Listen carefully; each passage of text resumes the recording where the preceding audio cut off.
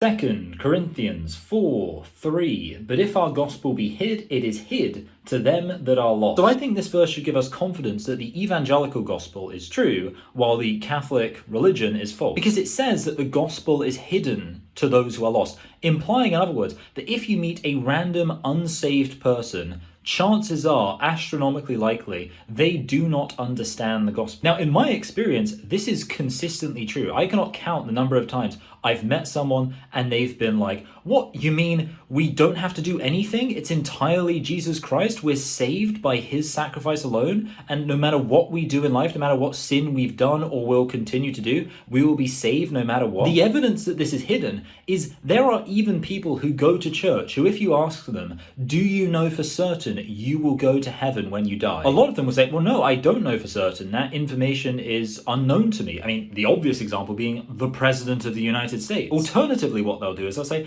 "Well, yeah, I mean, I think I'm a pretty good person, so I think I'd probably go to heaven." These are people in Protestant churches, people who go to church, and this shouldn't surprise us because there are even quite good churches I've attended for a significant amount of time where they have never preached on salvation. The reality is there are many people out there who are lost. The gospel is hidden to them. So when I look at this, I can say, all right, there's loads of people who know about Christianity, but the gospel, the means by which we're saved, that's really mostly only known to those who actually are saved. And other people who are not saved, I need to tell them about the gospel so they understand it. A Catholic can't really think that, right? They can't read this verse as applying to them because the Catholic gospel is not hidden at all. It's very obvious. Now, it is true, to be fair, that a lot of people don't really know what the Catholic gospel is. Like, if you asked a Catholic person, even a Catholic person, what do you have to do to get to heaven? A lot of them could not give you a straight answer. But that actually is the Catholic gospel. They understand it perfectly because no Catholic can give you a straight answer about what you have to do to go to heaven. So it's not as if these clear answers are hidden. They simply don't exist. They don't have any clear answers to people who want to know how they can get saved. So that's the other side of the coin here. The implication of something being hid does not just mean that there are lots of people who aren't aware of it, but it also means that it does exist to be found. And that is definitely true of the evangelical gospel. It is hidden to many people. There are many people who just don't realize how it is they can get saved. But there is a very clear answer to the question of how they can get saved that they can hear if just any evangelical Christian walks up to them and preaches the gospel. So if Paul is saying that this is his gospel